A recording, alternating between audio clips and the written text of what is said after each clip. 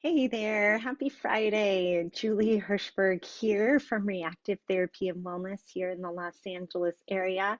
Happy to join you on a Friday to chat about all that we're learning and doing here at Reactive and in our education. And there's been so much that I've been excited to share. And today I just have like a little simple neuro nugget for you all. And again, this comes from the neuroplasticity course that we hosted a couple of weeks ago with the most amazing Mike Studer.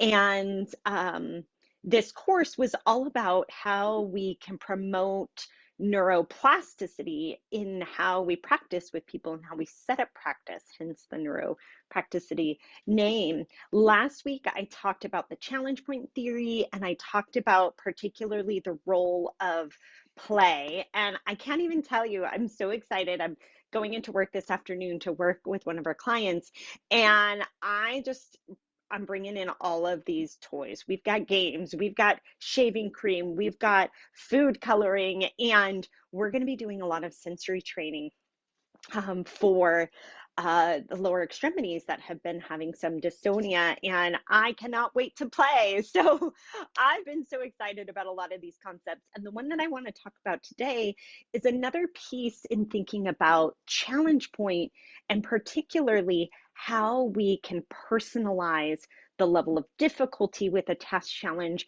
maybe the level of difficulty that we might be driving for a dual task challenge, particularly, but really for any challenge. And this is another little nugget that Mike shared, and I've got a visual for you today. And thinking about how we can provide a person autonomy within that challenge point. So now, if you recall, autonomy drives motor learning, motor control. It lowers the level of cortisol, which also allows more learning to take place. We get a dopamine release when we have autonomy. And so this particular way to personalize challenge is a way to provide autonomy and get a lot of good feedback. So what you'll see, very similar to a rate of perceived exertion scale. And honestly, I don't think there's anything necessarily super specific about the words on here. This isn't a published test. I think I really just like it for the idea of using this to personalize. So let's say you're going to do a task, which today I'm really excited about this potential shaving cream art project with the feet that we're going to be doing today, and that I want to do with a client. And it might be really challenging because for this particular person, it's tough to put weight through their feet. So if I'm using this, I can then help have them preset what level of challenge can we get to with this task. So no challenge, it's very familiar. Hopefully we're going to be moving beyond that. Easy becoming boring. Hopefully we are also moving beyond that. Comfortable, I'm winning too often, so this is definitely a good one if we're gamifying things. Let's make it harder. I've got this. Challenging but doable. Surprised wins.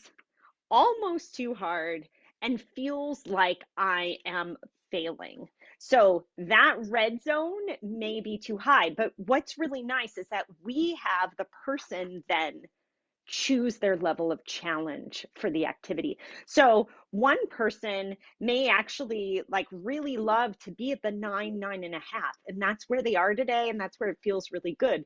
Another person might need to stay in the 3 comfortable range, because that's where they are today. Maybe it's their fatigue, maybe it's their symptoms that day. That's where they need to have success. So the person can choose, and we can personalize that level of challenge. So if we go today and we have something in that like number 7 zone, as we are doing the task and the challenge, I can ask for that feedback. Okay, what zone are we in? Are we in orange? Are we getting into red? And then they can actually call the shots. They might say, yep, I'm done. That's a 7. right? So we can end at the 7, we could take a break, we could come back to it. But the person is in the driver's seat. And we talk about this idea of autonomy a lot. This is one way that when we're developing tasks together, particularly really challenging tasks and dual tasks, that person can be in the driver's seat, have some autonomy as to how much to push and when to stop. So I really love this personalization of the challenge. I love a good scale. I love how it gives the person some control. So, so very simple. This is a really simple neuro nugget that you could use today. You could use it next week. And I want to hear from you. Is this something that you've used? Is this something that you're going to use? How are you going to use it? Please let me know. And you can email me directly. If you're part of our newsletter, we're going to send out our videos and our neuro nuggets and some of the literature as well that we've talked about throughout the week. That's coming out today on Friday. You can join that at reactiveeducation.com, or if you are a person with a neurologic disorder, I'll send something specific to you on Mondays, and you can join at reactivept.com. This type of neuroplasticity, driving neuroplasticity, this is really what we're all about in our education and mentoring. And we are launching a mini course that is free for everyone next week. I'm so excited about it. It's our complex case mini course. It's absolutely free, and we are providing our secret sauce, our strategies for helping to understand the person in front of you, how to get started in a complex case, and also how to take care of yourself so you're not sitting in burnout. We're talking about all of this in our mini course next week. You can join us on Tuesday or Saturday. It's absolutely free, and I would love to see you there. So I hope you'll join us for that mini course and talk about more of these concepts. And until then, I hope you have a wonderful day, a wonderful weekend, and I'll see you next week.